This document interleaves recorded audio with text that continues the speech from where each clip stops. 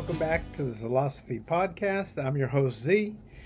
Listen, guys, if you like what you hear and see on these podcasts and on the videos I'm putting on YouTube, please subscribe to the podcast and the YouTube channel. I cannot do this without your support. Speaking of support, this episode of the podcast is sponsored by Fresh Food to Go by Zildjian Catering in Sarasota, Florida. If you know someone who's at high risk and needs a healthy, hearty meal, you can go online or call Fresh Food to Go by Zildjian Catering. They offer curbside pickup and contactless delivery, and they have amazing food. I'm not just saying that because it's my brother and sister-in-law, although that's true too. The food really is ridiculously good and super healthy, although they do stuff like eggplant parm too, so it's not necessarily incredibly healthy, but all clean, locally sourced food, really good stuff. The menu is changed every 2 weeks, so you're never going to get bored. You can call them at 941-363-1709, or you can order online at zildjiancatering.com and click on Fresh Food to Go. So support your local restaurants, your local farmers, and all your other local small businesses, whether it's Zildjian Catering, Fresh Food to Go, or somebody else. You know, we need to support each other through this time. And speaking of supporting each other, I just launched a new GoFundMe campaign. This week, it's called Free Zilosophy Talks for Heroes, Kids, and Families on Lockdown. Although I'm not a therapist, many people have gotten mental health value out of this podcast, or my book, or the new TV series, Zilosophy TV with Uncle Z and Friends, which I'll tell you about in a little bit. So I launched a new program funded by you to help those in need of some mental health during this challenging time. So this week I jumped on a call with the Dicker family. Shout out to Tom, Nancy, Tommy, and Toria. Nancy is a nurse at Newton Wellesley Hospital. She contracted COVID and has been in bed for a little over a week now. And I was able to get on the phone with Tom, Tommy, and Toria, her husband and 2 kids. And I came on as Old School Bobby from the TV show and just got them to laugh a little bit and have some fun, and also talk about the perspective of what's going on and what we can learn from it. I got a video that I just did as Old School Bobby for Tatum Ridge Elementary School, and I'm doing a video right after this podcast, which will happen before you see this, with Pro Kids out in San Diego. All of that stuff funded by the GoFundMe. Raised $1,000 in the first week. It's a great start. I want to raise a couple $1,000s more so I can do a lot more of this kind of stuff. I mentioned Zilosophy TV with Uncle Z and Friends. It's on YouTube. Episode 2 is coming soon. I promise, guys. I got all the footage. I just got to get some time to edit it. I've been working on the GoFundMe, and the podcast, as you've seen, are coming fast and furious. I got some amazing episodes on that coming up, but that's not what I'm talking about. We got some hilarious social distancing stuff with Old School Bobby and Rich Hader. We got Nana Z making eggplant parm with Zildjian Catering, Fresh Food to Go, my brother Mark, and sister-in-law Allison, and lots more cool stuff in this episode. It's going to be awesome, but I'm just waiting for the right time to get it together and release it, and I promise it's coming soon. We're going to be doing a campaign to ask you guys to call your local cable stations and request the show. In fact, we could start that campaign now. You can call your local cable company and tell them that Zilosophy TV with Uncle Z and Friends is available for download on the Telvue Media Exchange, Telvue. If you tell them that, they have to play it if you're a local resident in that town. It's some law that I don't really understand, but it's a local cable law. Also, it's programming that's really needed right now and available to entertain people who are stuck at home. You've watched the podcast, heard the podcast, you know Zilosophy on Golf is available on Amazon in paperback, Kindle, and audiobook. It's a great gift for the philosopher or golfer in your life. Mother's Day is coming up, Father's Day is coming up, birthdays. If you want a signed copy, I can get you one if you email me at info@zilosophy.org or message me on social media at Zilosophy for all. Guys, I'm so excited about today's guest. In fact, it's true that when he said he was going to be on, I had a hard time falling asleep that night because I'm a huge fan. He's a relatively unknown guy. Well, I should say he's unknown compared to where I think he should be known. He's super underrated. He's one of the great voices in America. Most people don't know him. I'm trying to help him change that. He's an amazing guy. He's from right near me, from Brookline, Mass. He lives in Brooklyn now, so Brookline to Brooklyn. His name is Eli Paperboy Reed. You can find out more about him by listening to this podcast, and also you can go to elipaperboyreed.com. You can follow Eli Paperboy Reed on social media. In fact, as you're going to hear us talk about, he goes live on Facebook and Instagram every day at 4 o'clock Eastern Time. I don't know what that means for you, what the time zone is you're in. You can figure that out. Um, but he plays live for a half hour every day, and it's really like a therapy session, and it's great stuff. He's a great guy and an amazing singer, amazing performer, super underrated and unknown for where I think he should be. So I am so excited to welcome Eli Paperboy Reed to the show, coming right up next.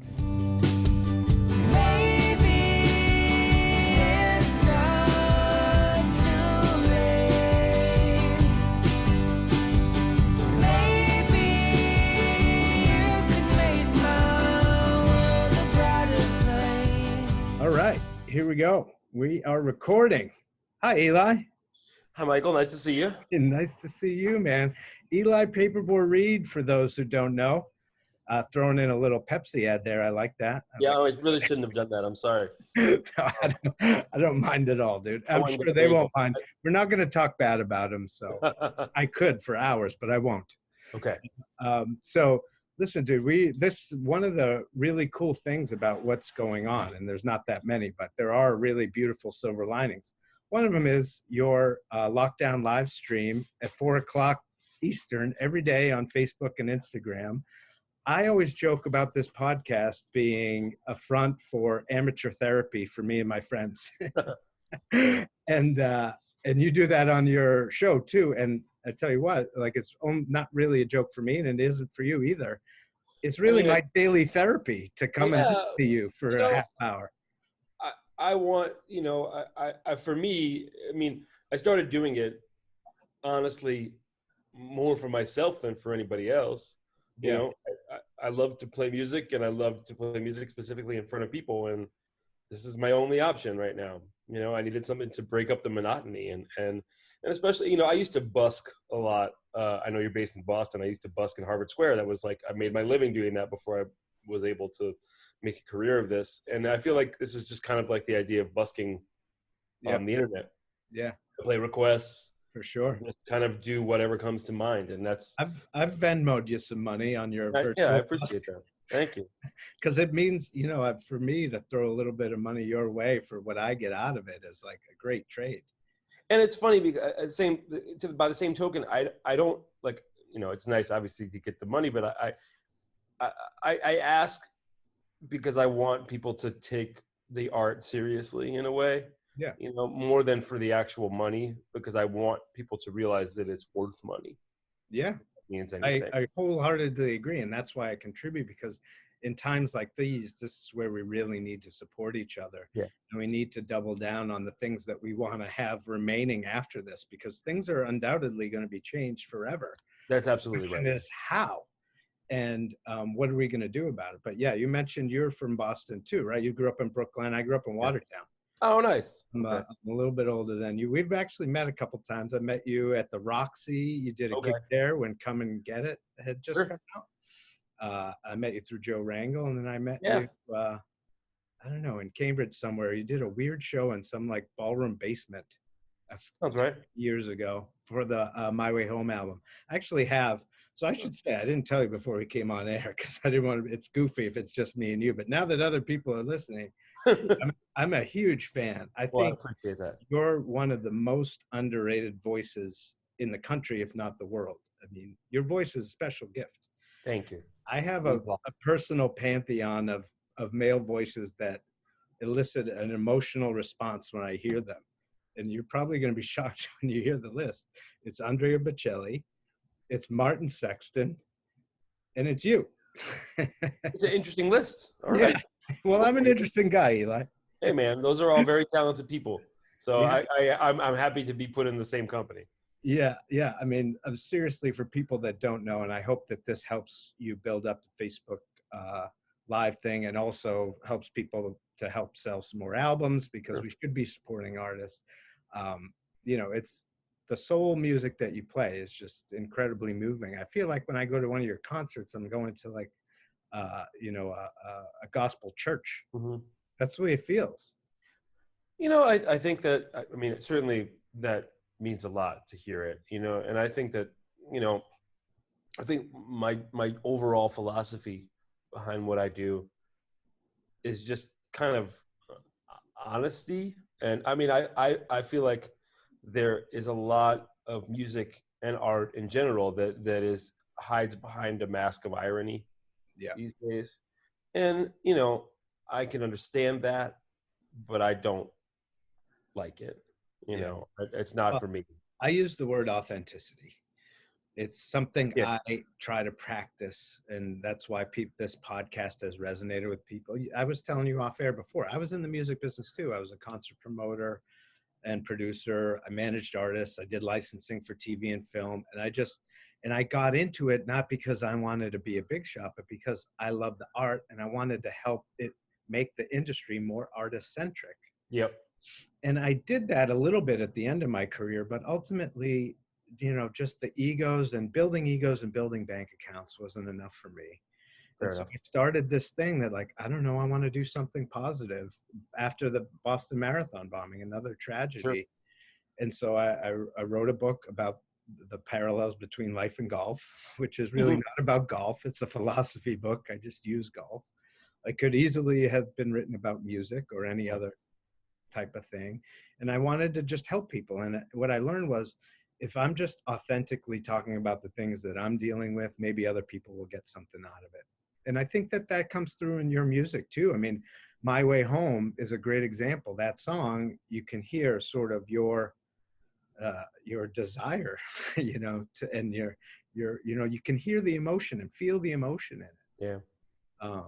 And it Well, really I comes mean, through. again, that's what I'm hoping for. I think that as an artist, that's all you can do is to attempt to connect, to do what you feel is the most true to yourself, or whatever that means, and hope people that other people can relate to it in such a way, and I think that, the best songs or the best singers are the ones that you feel like as a listener are resonating directly to you, even though, obviously you can't, write specifically for every fan, but everybody puts themselves in the protagonist's shoes, so like a song like My Way Home, for instance, like that's about a specific thing, for me it was specific to me, but it can be specific to anybody else too, Sure. however they want to interpret it.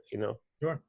Yeah, I mean, I've recently started to tell people that, this book that I wrote was really just a long letter to myself of the things that I thought I needed to work on. Sure. And it really resonated with everybody else because it was authentic, because I was being authentic about it. And your music is that way. So I wanted to go into, last time I saw you was about a year ago in Harvard Square. I forget the name of that venue. It's the one that's just Oh, St. Clair. Yes, yes. Thank you. I didn't have time to look that up. And there was something going on there. You could tell, and you actually spoke about it. You were a little bummed to be on the road because you just had a new baby, Mm-hmm. Mr. Oscar, who I didn't know Right. then, but I do now because I saw him on your Facebook Live the other day. He's around. He's hanging. A pretty impressive kid to see him sitting in your lap and just so aware. I can see why you missed him so much. Of course, every parent misses a newborn child, but he's obviously a pretty special kid. But Yeah. you could tell it was very clear, because you are an authentic person, that you were bummed to be on the road, and now you're stuck at home and you can't be on the road. Yeah. What is that? What are those two things like, and what's going on with you in that sort of internal conversation and that mindset? Well, I think that there I have there are two conflicting parts of my personality, and one is obviously the performer, and the performer is ego driven. No matter who you are, if you're a performer, you're ego driven. You want to be on stage and getting adoration. But then being a parent is the opposite of that. You have to have no ego, you know. So you get no adoration, you get no respect, you get Right. you know what I'm saying? Yeah. So I was married for a little while. Yes, I Right. did. I mean, so right. It's hard. It's hard for me. Part of the reason I love to perform is because I, I like, you know, adulation. I do. I'm a performer. So that's. I mean, again, that's part of why I started doing the live streams is because I like to, get that feedback from people. Mm. You know, sometimes you get it from your kids, sometimes you don't. But like it's just a really different. It's just the two things could not be more different. It's like the most opposite is the idea, like you have to just lower yourself to the most base to especially being a parent of a baby, because you're just you know you're in it with this kid who's your boss, Yeah. and being on stage is the opposite of that. You're the boss, so you know I'm not like I don't love to tour by any means, not anymore. I mean, I toured a lot when I was a much younger man, in my early 20s and stuff like that. So I'm sort of like, I'm okay with touring less, but to have it be taken away completely and to, like I said, it's things are so up in the air in terms of when any of that could even make a real return. It makes you, Yeah. it certainly makes me nervous. You know, I I don't have better answers. It's funny. I think that's like, Well, that's the thing is like this podcast is not about answers, dude. no, I know, but It's especially about questions that we all should be pondering, right? sure, but I mean, this time in history is not about answers right now, Right? unfortunately. Yeah. I hate to say it, but I think that's the main thing is that I have these two kind of parts of my life that I felt like I was trying to balance, you know, and I'm still feeling that way, and it's hard. Like I don't, I need a certain amount of performer, and I need a certain amount of parent, Yeah. and I've got to be able to figure out how to get both those things. That's what we were saying off air was that, you went from one extreme to the other, Yeah, dying to get absolutely. home to dying Mhm. to get back on the road. Yeah. And, it is difficult, I can imagine. And I get I always say for me, I don't do this for ego reasons. I don't put myself out there. I'm actually a pretty shy, reserved guy. I'd rather be sitting in a corner, not talking to anybody, but I can't help people from there. So Mhm. I agreed to do it. But I can't, obviously, I'm not going to say I don't have any ego. As a concert promoter, I used to handle all our sponsorship sales. And so I would make sure I read the house announcements and the sponsorship announcements on stage before the acts came on Mhm. to make sure they were done right. But I'd be lying if I didn't tell you that I didn't enjoy making the crowd laugh and getting that energetic feedback. Sure. And I was a single guy at the time, and it was a pretty good way to meet women too. So I get the ego side of it. I don't take you as a big ego guy, but obviously I understand I what you mean, it's not mean. like I understand what you mean. Being on right. stage is an energetic high that you can't really replicate. No, and it's hard. Like when even doing the live stream. After I'm done with the live stream, my wife says, "Okay, here are the kids." Do the And, dishes. yeah, and she gets to take a break. So Right. it's like that's. I did see her bring you a beer the other day, She though. did bring me a beer the other day. That was nice of her. She's um, she's a great partner. Don't get me wrong. She's yeah, no, and we are more partners more than ever, being at home with the two kids trying to do this. yeah, I mean, I just launched a GoFundMe to do these Zoom calls with people who really need it. So heroes that are stuck or sick, or kids that are freaking out and just need some perspective, Yeah. or families that are stuck together and just need. So I have this, I don't know if you had a chance to look at any of my stuff on YouTube. I have this show called Zilosophy TV with Uncle Z and Friends. It's Mhm. basically like Mr. Rogers meets the Chappelle Show. It's kind of like a sketch comedy Yeah, about like yeah. moral lessons, right? So I have these characters, and I've been doing the calls as the funny characters just to give people a few laughs and also some perspective. Like, hey, this is a time to realize that you as a family, you're all in this together. It cannot be denied now, right? Yeah. And we as a world are so connected that we're all in this together. That cannot be denied. So the question is, what are we going to do with that information? Mhm. right? No, that's it's yeah. I think the being with your family and trying to make sure that you know you also kind of try to stay in the moment and appreciate this for what it is not easy, for us, to try to just be like, remember, like, we don't always have this time with our kids, Yeah. you know. I mean, for someone like you who travels so much, it really is a blessing in many Yeah, ways. I mean, even my wife, she works a regular, 40-hour a week job. Now she's home all the time with the kids, and like that's not normal for her, and it's in some ways it's really hard, but in some ways it's really wonderful. Yeah. Yeah. Well, isn't that life? Yeah, absolutely. And speaking of really hard and really wonderful, you're in Brooklyn, you're in New York City. So from Brookline to Brooklyn, Hmm. so you're in the epicenter. I was there 5 weeks ago yesterday. The bars were still open. I mean, sorry, 5 weeks ago tomorrow. The bars were still open to 50%. Yeah. Uh, and, then that next day, that Sunday, schools closed.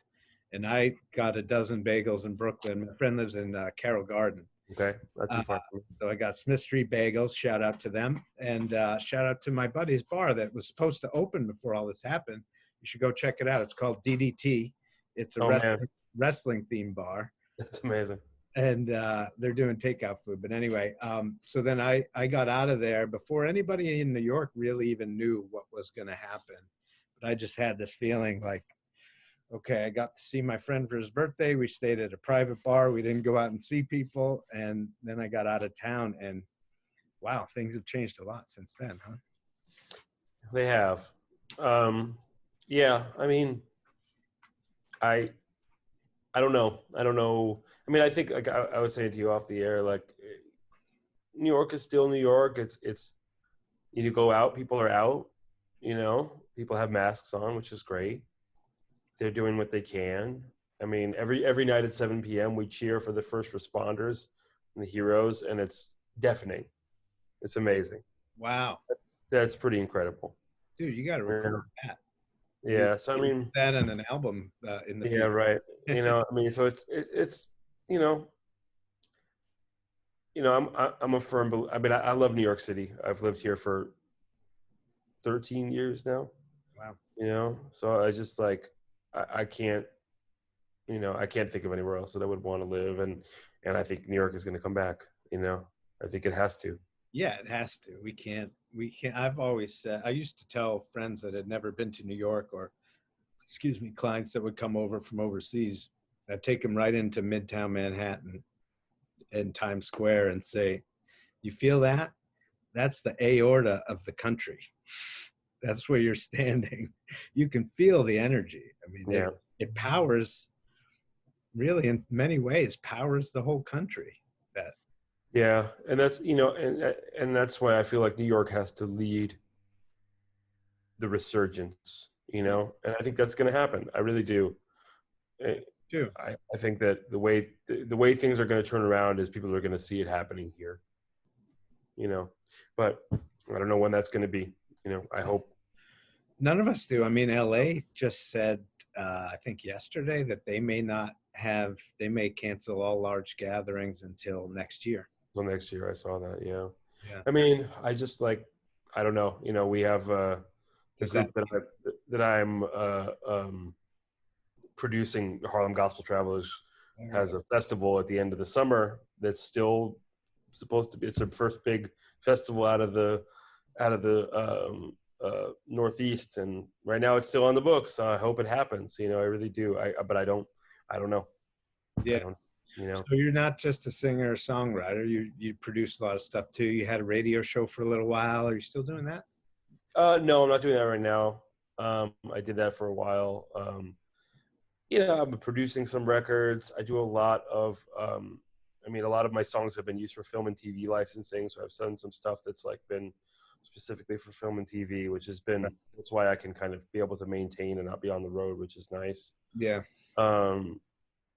Yeah, I think at this point in my career, I'm kind of like, I want to continue on the path of being Eli Paperboy Reed and making records as myself and touring when I need to, but also kind of following the path of doing stuff for film and TV and co-writing and production and all of the things that I want to continue to do that don't, require, you So know, so much. I got to ask travel. on behalf of the fans, you're not going to go full Rick Ocasek on us, are you? That's not the plan. Yeah, but as you said, we don't know what's going to happen, right? So Right. who knows we don't, none of us know what we're going to be doing. I mean, that's also one of the strange things, but one of the cool things is we're all being forced to take things one moment at a time, one day at a time, which is really how we should be living anyway, but we don't. No, We, it's very, very hard to do. I mean, it's especially as a musician and somebody who makes a living in the arts or whatever. I mean, I don't know how, like if you can't envision a future where you're being able to make a living, it's yeah. pretty hard. Well, that's the thing is, right? Living in the moment doesn't mean that you never, ever consider the future or the past. It just Right. means you bring your energy and attention into Sure. it. No, of So, course. there's a whole chapter in my book about visualizing the shot that you want to hit in golf or the Mm. song that you want to write. And then you just do the best you can until you hit the ball. And then once you hit the ball, it's gone and you don't have control anymore. You get to watch. Mm-hmm. And maybe you get a nice bounce, maybe you get a bad break. That's the way life is, right? So I think there's a lot of value in visualizing uh, visualizing what you want to call into your life, but also while simultaneously living in the moment that you're actually in. No, I think I mean, especially now, that's all you can really do is to Yeah. and I'm trying to appreciate this time as much as I can and spend time with my kids and my wife and enjoy it. Are you writing or are you? So I can't, I Yeah, wish I could, there just isn't enough time or space, right. Yeah. No, I and know. I'm a fairly creative person too. I do making videos now and I do the book. So there's just some times where I'm like, I just don't have the open channel that not I. even that, I don't have the physical time or the physical Yeah, space. yeah. No, I wish I did, but I just don't. We live like a decent sized apartment, but it's not huge. right. You know, You and, don't have and a giant home studio that you can. right, I don't have a home studio. I don't have, and my kids require attention. There's never a time where I could take like 6 hours, and sit and work by myself. So that's what the live stream is, my creative outlet as much as it Right. possibly can be. Yeah. You know, I, I, it's also I don't have the creative headspace. Yeah. Right. Yeah, I wish I did, but I just don't. The next Eli record is actually going to be a tribute to Merle Haggard. So that's my Okay. the next album. So I don't have to write anything for that, thankfully. We were supposed to record it this month. Unfortunately, that's not happening. Yeah.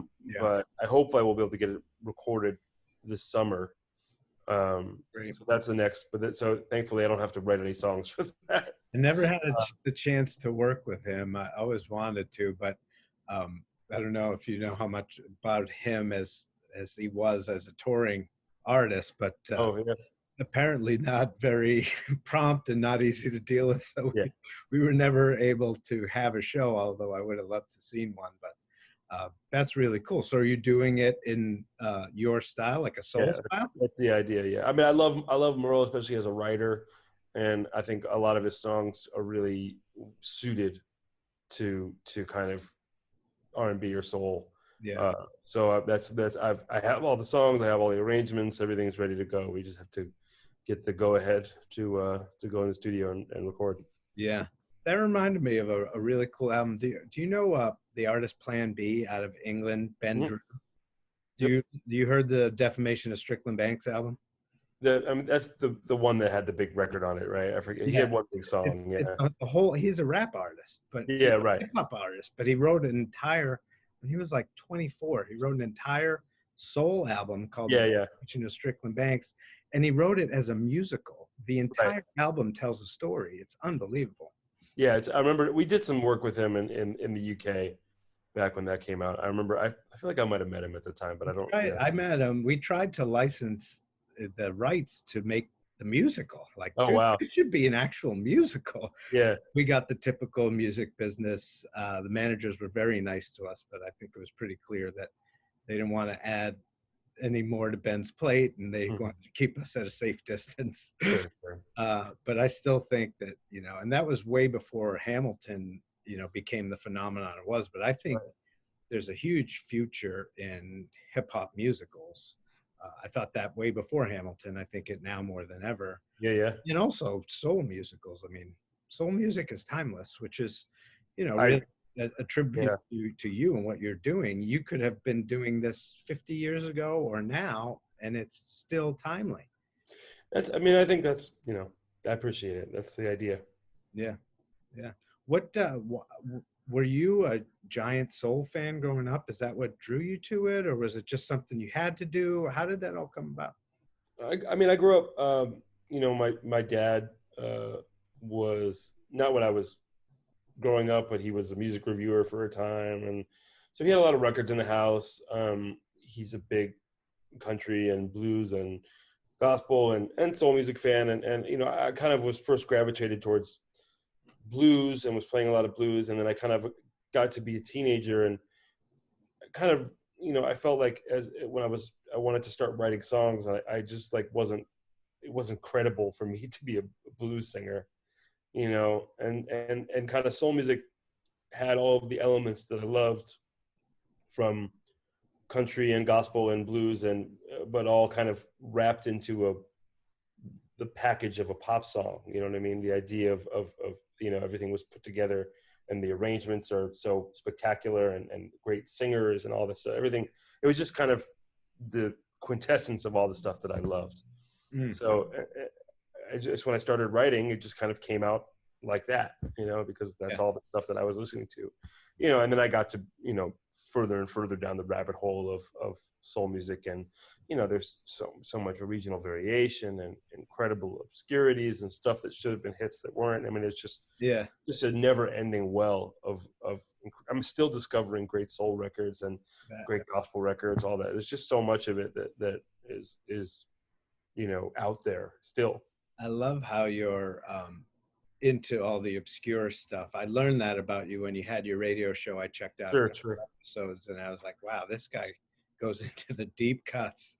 And I love on the Facebook Live how um, you're really funny about sort of jabbing people about their their requests. Like, somebody asks you to play the Beatles, and you're like, what? Dude, I don't do that. Why would you ask me to play the Beatles? You get somebody else to play the Beatles. I don't play the Right. Beatles. Anybody can play the Beatles. I'm the guy that plays all the obscure soul and blues. I mean, obviously the Beatles are great, whatever. But but I don't want people to ask for like My Girl or Dock of the Bay, and I was like, I know. that's no fun. That was a great one. I think it was Dock of the Bay. You're like, My aunts I kept don't asking for even, Dock I of the don't even Bay. like that My song. aunts kept bothering me, and I was like, leave me alone, please. Really? Yeah, Oh man, it's fun. But it's cool that, like, to be able to do this, for instance, we would have never had this on the podcast. I wouldn't have even thought of asking you, because getting the two of us together and we don't really know each other, sure. like, it wouldn't have even come up. But having this now is, for me, is really cool to help people learn more about you and just Yeah, sort of yeah.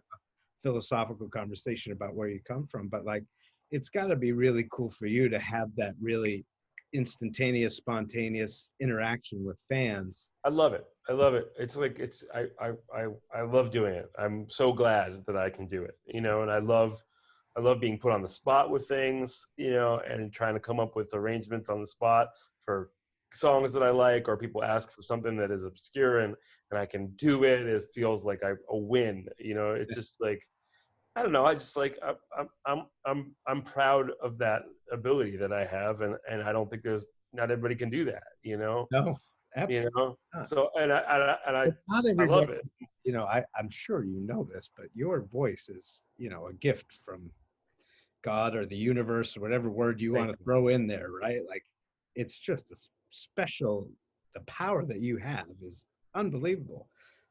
So you can sing things also in a way that other people just can't, because you That's true. have that, right? So I think that makes it really cool and fun too. And I got to tell you, watching you interact with your fans and do that, I was in the same space of like, I got to pivot real quick. Most of how I was funding this was by Mm. doing speaking engagements at schools Mm-hmm. and other live speaking things. And I had built this like, that's probably the most stable backbone for this movement that I'm doing of books and podcasts and online content and TV shows and all that. Sure, sure. And of course, that just disappeared That's overnight. fun. Right? So I was like, okay, let's see what I can do with technology. And watching what you were doing helped me figure out like, oh, this is what we should be doing, getting online and interacting. And I haven't actually done the live stuff yet.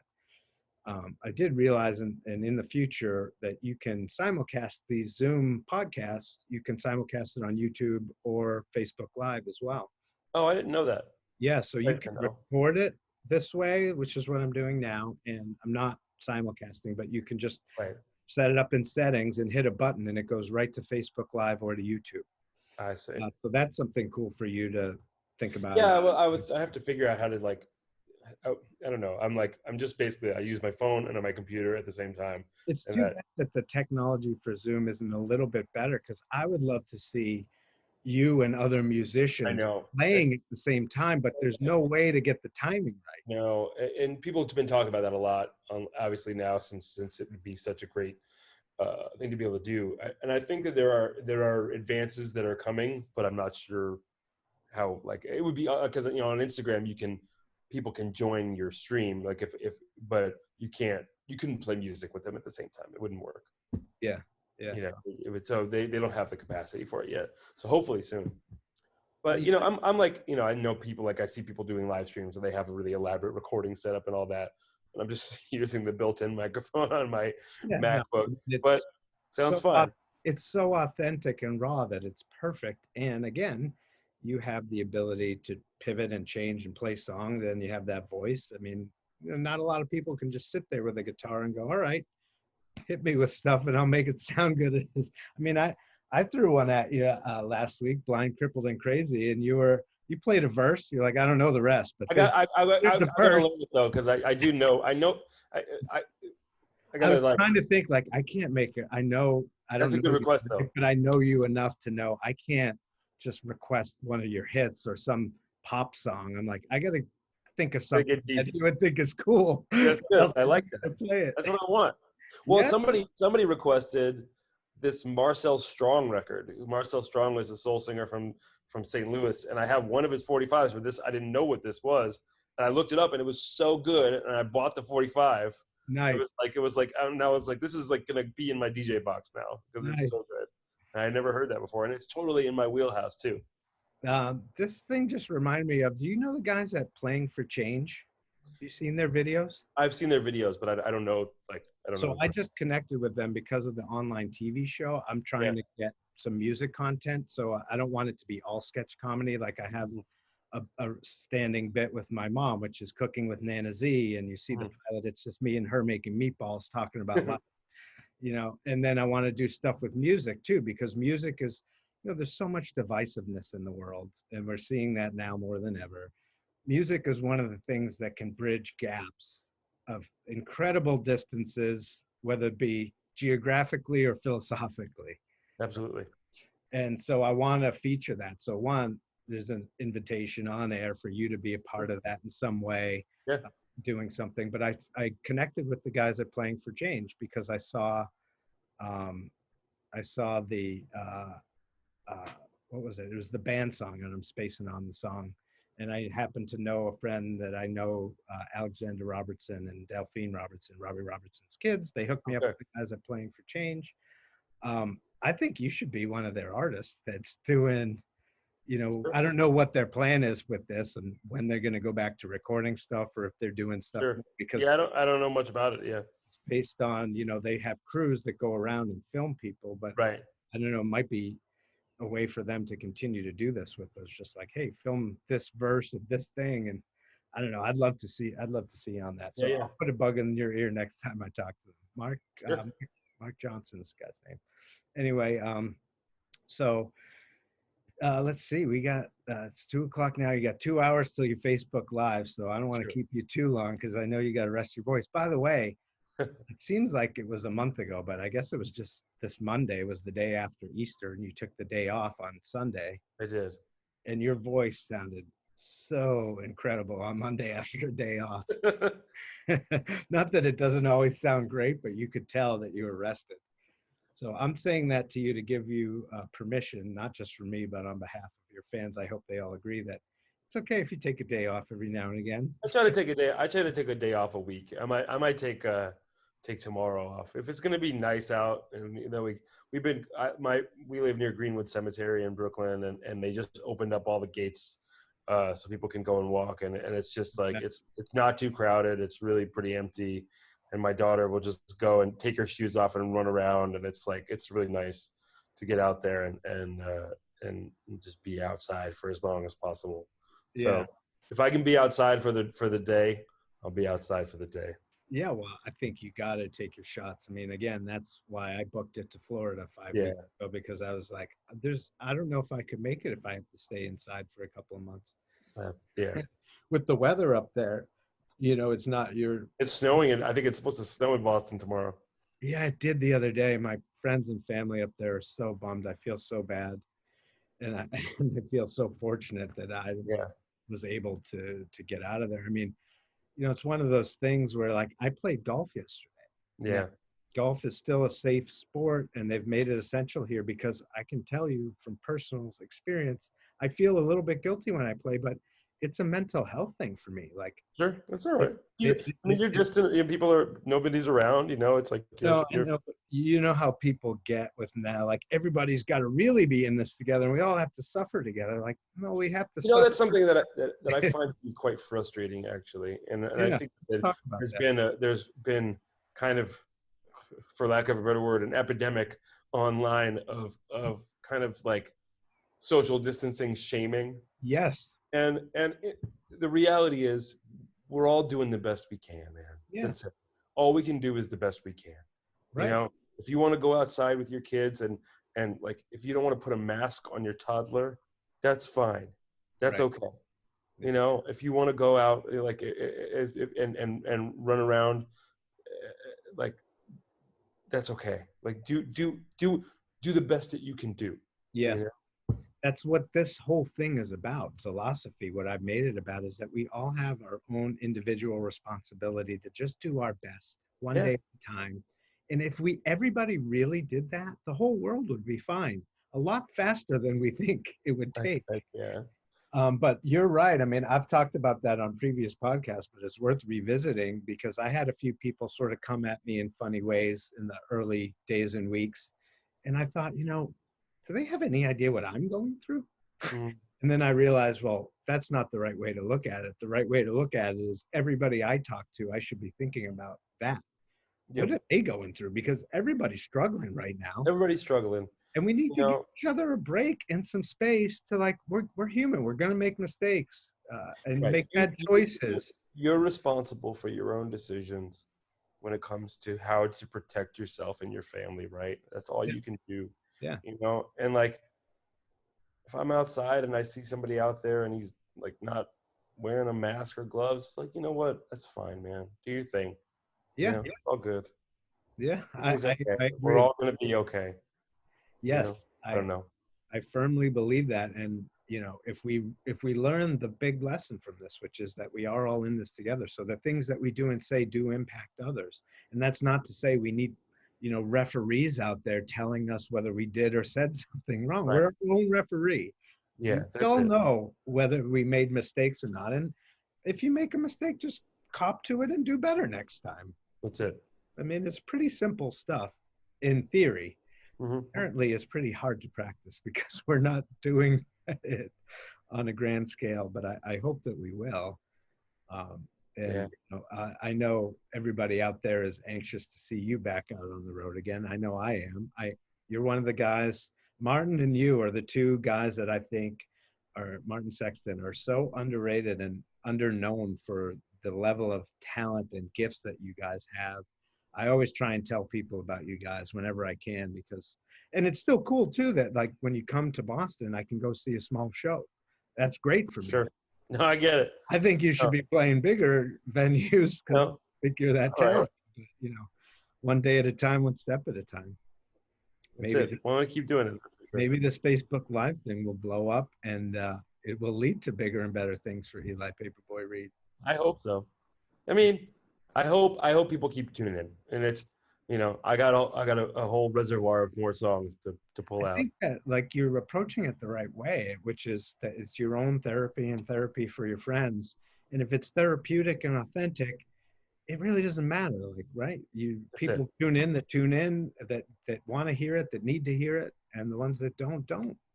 That's exactly right. Like you Yeah, just said, you control what you play and sing. You can't control who tunes in and what they think and all that stuff. Someone gets mad at you because he wouldn't play A Hard Day's Night for me. Thankfully, I think people are pretty. It's been a pretty safe space, in Yeah. that way. And I that's another thing I appreciate. Like with so much rancor, out there, like the comment section is pretty clean on Yeah. my Yeah. Facebook lives. People are just, True. saying hello to each other and commenting on other people's requests and things like that. I think that's pretty cool. Yeah. Well, listen, man, I don't want to keep you too much longer. This has been awesome. Please keep doing it. I Know will. that it does mean a lot. I can say that again. I can't speak for other people, but I can speak for myself. If I'm in the middle of work, because I'm in some ways more busy now than I was before, trying to figure this out and create content. And when 4 o'clock I get that notification, I'm like, okay, great, it's time to take a break. And Awesome. a lot of times I told you I was waiting for you. I jumped in the pool. A lot of times I'll just turn you on and jump in the pool and listen and just let it be. Pretty good. So Awesome. thank you so much, man, and I appreciate you being here. Any final words you want to say to your fans, my fans, anybody else listening? We're all gonna get through this, everybody. We're all gonna get through it. We're gonna come out the other side. That's it. Yep, we will, man, and I will see you on the other side, brother. All right. Take it easy. Maybe it's not too late. Maybe you could make my world a brighter place. Eli Paperboy Reed, please tune in to his Facebook Live every day at 4 p.m. Eastern Standard Time. You won't be disappointed. I wasn't kidding. It really is therapeutic for me and him and a lot of other people too. So check him out. You can go to elipaperboyreed.com. You can follow Eli Paperboy Reed on social media. He's a great guy. As you saw, he's an incredible artist. And I hope that you check him out. The podcast is sponsored by Fresh Food to Go by Zildjian Catering in Sarasota, Florida. If you know someone who's high risk and needs a healthy, hearty meal, go online or call Fresh Food to Go by Zildjian Catering. They got curbside pickup. They got contactless delivery. They change the menu every 2 weeks so you never get bored. You can call them at 941-363-1709, or you can order online at zildjiancatering.com and click on Fresh Food to Go. We're always looking for more sponsors for the podcast, guys. So if you've got a business out there that you've got something new, some kind of service, especially something that's helping local people, or you're a local restaurant, local farmer, any other kind of small business. I also made some cool little videos, advertising videos for Zildjian Catering and Fresh Food to Go. You can check those out on their YouTube channel. I got the GoFundMe, the new GoFundMe that I launched this week. It's free Zilosophy talks for heroes, kids, and families on lockdown. Please go support it. Without you guys, I can't do this work. So I'm not a therapist, but there's a lot of mental health value. And I did, as I told you at the beginning, I did a podcast with the Dicker family in Watertown this week as Old School Bobby. We had a lot of laughs and some fun little conversations about perspective of what we can learn about this and how we're all in this together. And so I'm doing the Tatum Ridge Elementary School. Pro Kids just got moved. I recorded the intro thinking it was going to happen today. Now it's moved to Monday, so that's going to be up. I think we'll do that as a podcast too. Zilosophy TV with Uncle Z and Friends is on YouTube. Episode 2 is coming soon about social distancing. We got Old School Bobby, Rich Hader, Nina Z making eggplant. I got this great video from the Women's Chorus in Boston, which is a choir of homeless women. It's incredible. That's going to be in the episode. You can call your local cable company and ask them to see episode 1, which is available on the Telview Media Exchange. Let me say that again because I fumbled. Telview Media Exchange. They can download it and air it on your local cable company. Zilosophy TV with Uncle Z and Friends. The book is Zilosophy on Golf, available on Amazon in paperback, Kindle, and audiobook. Great gift for Mother's Day, Father's Day, birthdays. Email me at info@zilosophy.org if you want a signed copy, or you can message me on social media at Zilosophy for All. Had a couple sold this week that same way.